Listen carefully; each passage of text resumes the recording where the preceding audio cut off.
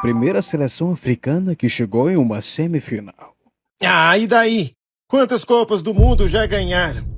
Nadou e morreu na areia. Quem vive de passado é museu, amigão. Amigo é uma palavra muito forte, levando em conta que eu sou um ET e você é um jacaré. E não dá pra debater com você, cabelo.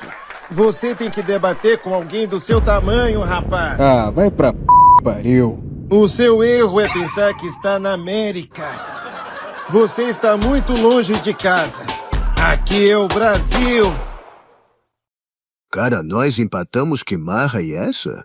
Sem meu Neymar eu não consigo. Eu sou o Isagi. E eu sou o Bátira. E seremos os apresentadores dessa experiência insana, onde vamos descobrir de uma vez por todas qual personagem merece levantar a taça de melhor seleção do mundo.